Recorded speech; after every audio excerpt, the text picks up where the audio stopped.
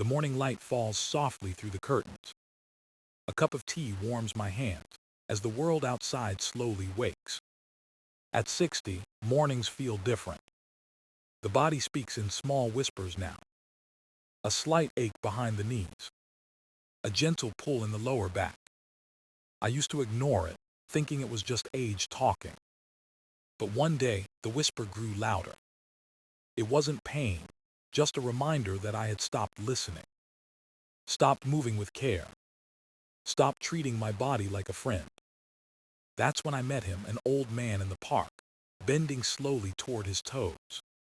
Each motion looked calm, almost graceful. He wasn't rushing time. He was flowing with it. Curiosity led me closer. His eyes carried peace, not effort. He smiled and said, "The body never forgets how to move, only how to be kind." Those words stayed with me. That morning became the start of something new. A return to movement, to breath, to gentle strength. A simple bend from knees to toes. A reminder that life, like the body, still knows how to unfold with grace. Mary used to start her mornings with quiet music and the smell of coffee. Her little house on the corner always felt peaceful at sunrise.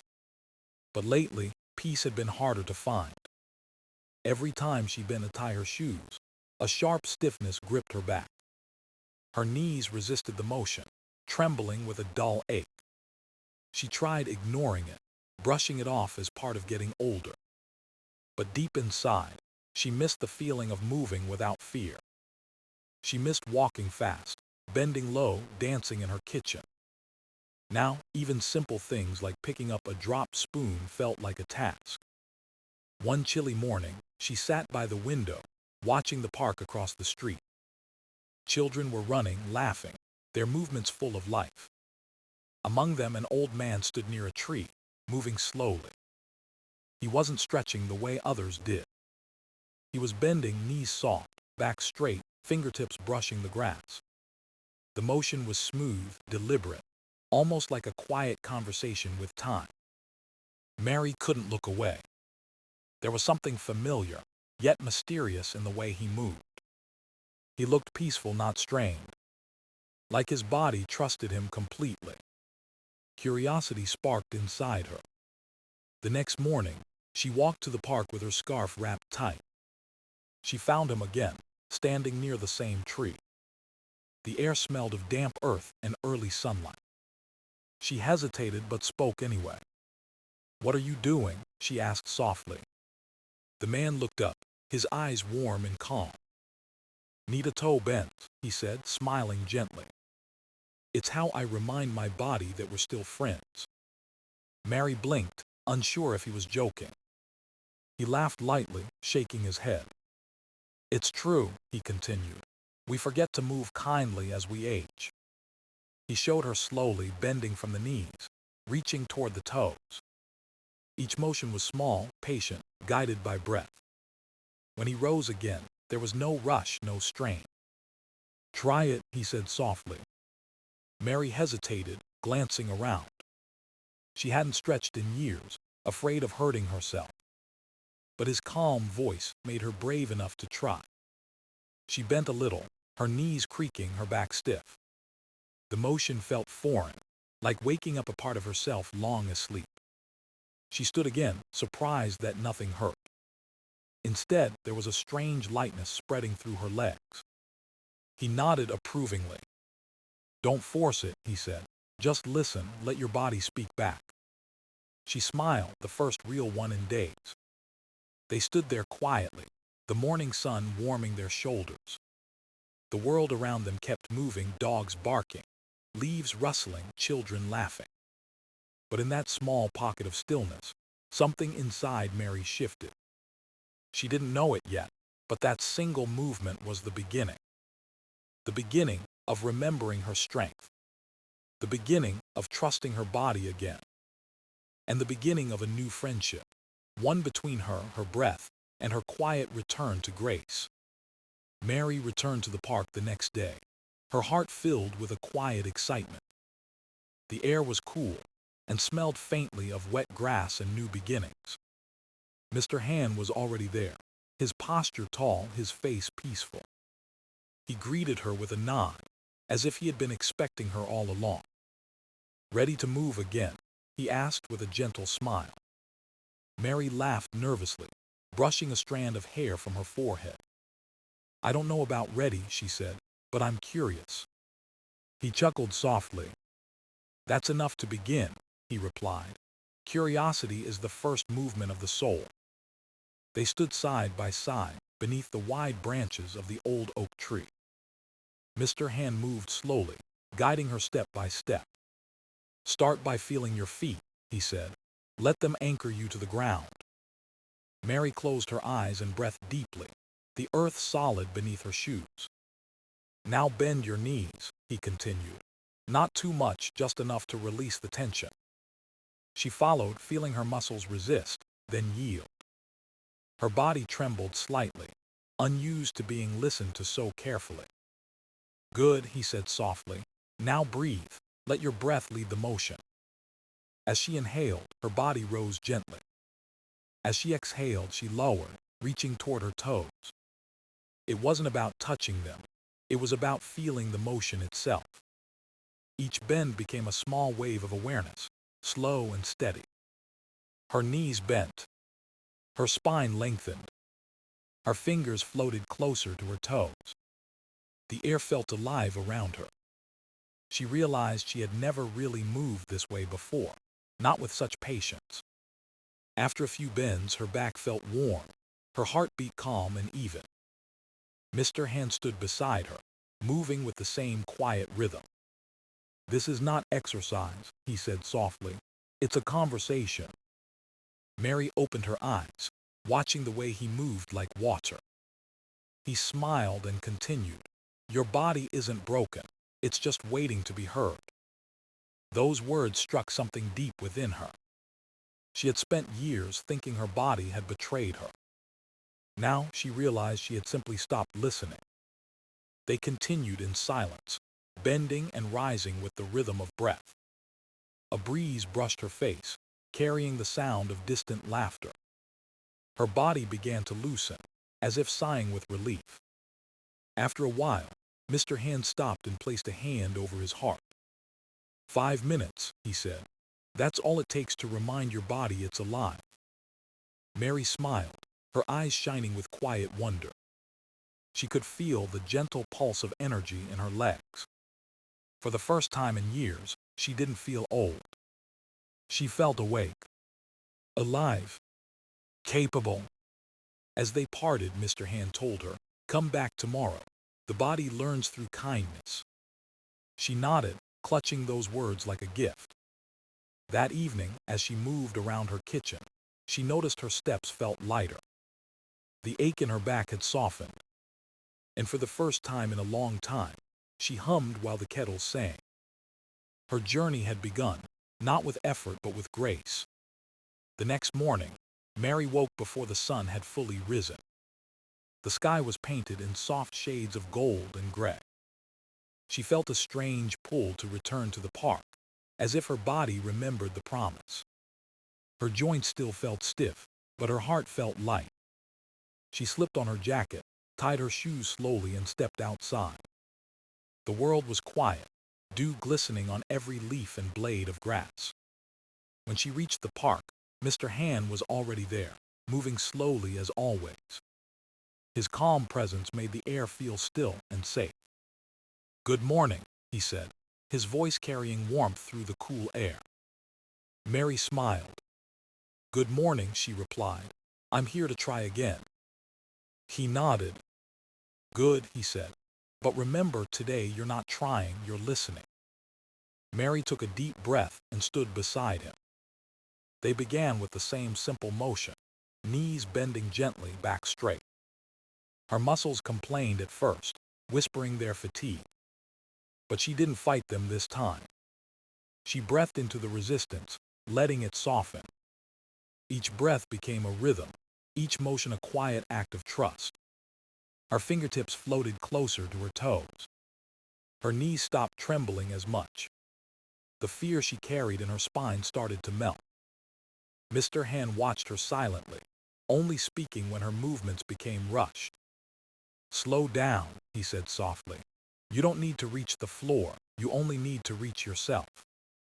Those words made her pause. For a moment, she closed her eyes and felt her heart beat steady.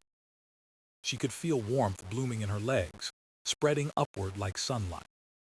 Her body was learning, step by step, how to move with kindness. When she stood tall again, her breath felt full, like it had filled the space around her. "Better," Mr. Hand said with a smile. "Now do 3 more slower this time." Mary nodded. Her movements were smoother now, each bend guided by calm intention. The ground no longer felt far away. It felt familiar, like an old friend she was meeting again. When they finished, Mary stood still, hands resting on her thighs. Her body felt alive, her back warm, her knees steady. She couldn't remember the last time she had felt this grounded.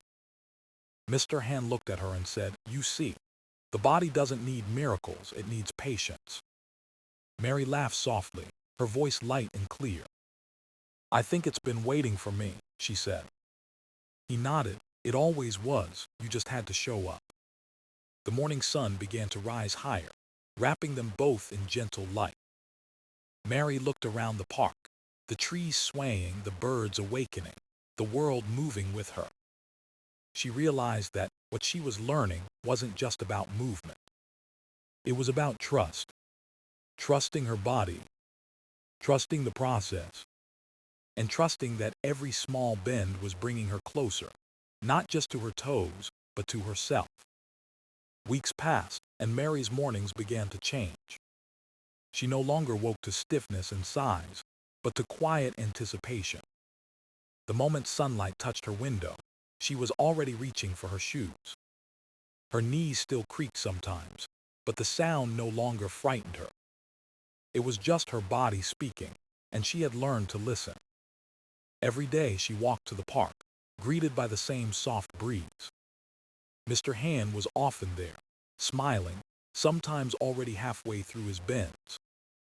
They didn't talk much anymore. They didn't need to. Their movements had become their language. The world seemed slower in those moments. Each bend from knee to toe carried a rhythm of peace. Mary began to notice small changes in her body. Her back felt looser, her steps lighter, her breath deeper. When she cooked, she could stand longer without needing a chair. When she dropped something, she bent down easily and laughed at the ease of it. One morning, she realized she hadn't felt afraid of pain in weeks. That fear, the one that used to live in her spine, had quietly faded away. Mr. Hand noticed it too. "You move with trust now," he said, his eyes full of quiet pride. Mary smiled, brushing her hands against her knees. "I think I finally stopped fighting myself," she replied.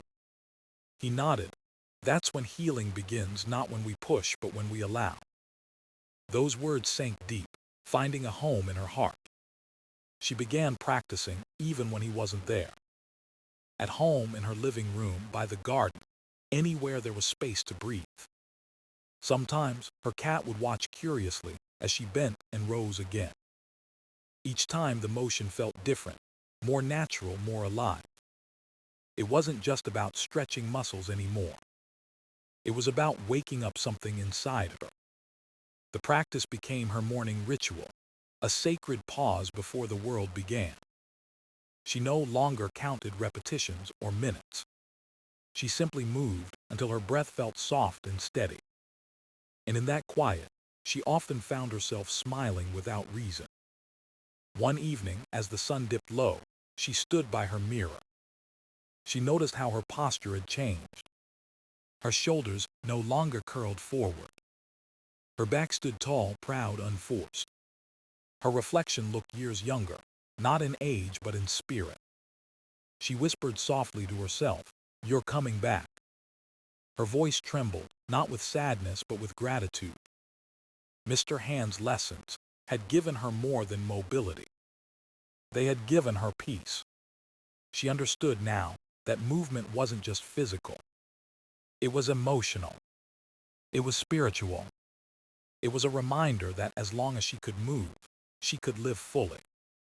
And every gentle bend from knees to toes was proof that she still could. That night before sleep, her body felt light, her mind calm.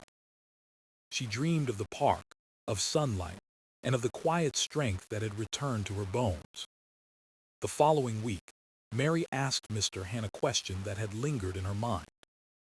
"Why does this simple movement feel so powerful?" she said softly. Mr. Han smiled, his eyes reflecting the soft light of morning. "Because," he said, "it's built on the way your body was meant to move." He motioned for her to follow and began his slow, graceful bends. "The body is a chain," he continued, his voice calm and measured. Every joint, every muscle, connected in a quiet conversation. When you bend from your knees to your toes, you speak to that whole chain. Mary listened, watching the rhythm of his breath. He pointed gently to his legs. "Your calves, your hamstrings, your lower back, they're all partners in balance. When one grows weak or stiff, the others take the burden. That's why pain spreads. It's not punishment, it's miscommunication." Mary nodded slowly, the truth settling deep within her. She realized how many years she had blamed her body for what was only silence. "Bending this way," he said, "restores that conversation. It wakes the muscles that have been sleeping too long. It teaches your spine to move again, with the grace it was born with." She tried the motion again, feeling each word take shape in her body. Her knees bent softly. Her breath flowed like a tide. She could feel her hamstrings stretching, her back responding. It was as if invisible threads were reconnecting, one breath at a time. "The secret," Mr. Han added, "is in the gentleness. If you force it, the body retreats, but when you move with kindness, it opens." Mary smiled, her movement slower, more mindful now. "I used to think strength meant pushing through pain," she said quietly. He shook his head. "Real strength," he said, "is the ability to move with awareness. The young chase power, the wise seek harmony." The wind rustled through the trees, carrying his words like a whisper of truth. They stood in silence for a while, breathing in rhythm with the world. Mary began to see the science behind the poetry. Her back no longer hurt because the movement had retrained her posture. Her hamstrings were no longer tight because her knees shared the load. Her breath had become her teacher, steady, grounding, patient. Each motion wasn't just an exercise, but a rebalancing of her entire being. She felt taller, lighter, clearer. Her body didn't just move, it remembered. It remembered how to support itself, how to trust the ground beneath it. When they finished, Mr. Han said, "You see, Mary, healing is never loud. It happens quietly in moments like this, when the body feels safe again." Mary nodded, eyes glistening with gratitude. The morning sun touched her shoulders, wrapping her in gold. For the first time in many years, she felt both strong and soft. And she understood. The magic of the knee-to-toe bend wasn't in how far she reached. It was in how deeply she listened. By the time spring arrived, Mary's life had quietly transformed. She no longer walked to the park out of habit, she walked with purpose. Her steps were lighter, her posture taller, her eyes brighter. The once familiar ache in her back had faded into a distant memory. Every morning her routine began with breath, not coffee. Her body felt alive in ways she hadn't known for years. One morning, as she moved through her bends, a voice called out behind her. It was Anna, her neighbor, walking her dog along the path. "You move like a dancer," Anna said, smiling warmly. Mary laughed, brushing a strand of hair from her cheek. "More like a careful gardener," she replied, tending to old roots. Anna tilted her head curiously. "What kind of exercise is that?" she asked. Mary hesitated for a moment, then smiled softly. "It's called the knee-to-toe bend," she said, "but it's more than exercise. It's a way of waking your body up gently, naturally. Anna nodded, intrigued. "Can you show me?" she asked. So Mary did, slowly guiding her through the motions. "Start from your knees," she said, her voice calm and patient. "Don't rush. Let your body move the way it wants to." Anna tried, wobbling slightly, laughing at her own clumsiness. Mary smiled, remembering her own first attempt months ago. "Good," she said softly. "It's not about how far you go. It's about how kind you are to yourself." The two women moved together beneath the morning sky. Each breath, each bend, a quiet offering of care. Soon, a few others from the park began to join them. An elderly man with a cane, a mother pushing a stroller, a jogger who slowed his pace to learn the movement. The park began to fill with gentle motion, a symphony of slow, mindful bends. No one hurried. No one strained. The air seemed lighter, the laughter softer, the world slower in the best way.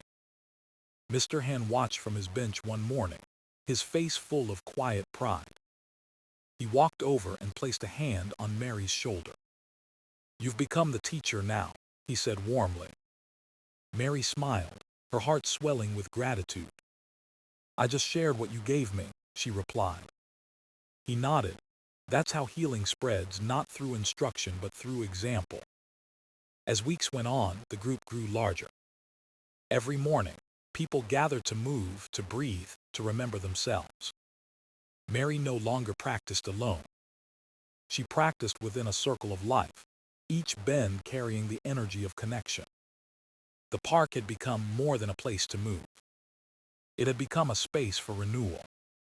And every time Mary guided them through their final bend, she whispered softly, "Breathe, listen, you are still strong." Those words lingered in the air long after the session ended. Mary often stood for a moment afterward, watching the sun rise higher. Her heart felt steady, her spirit peaceful.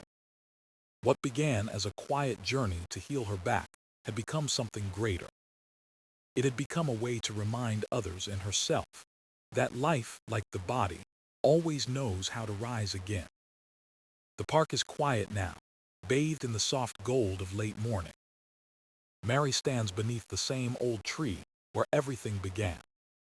The breeze carries the scent of grass and sunlight. She closes her eyes, takes a deep breath and bends slowly. Her knees move first, gentle and sure. Her fingertips float toward her toes like a whisper of gratitude. The motion feels effortless, familiar, alive. Each breath draws her closer to herself.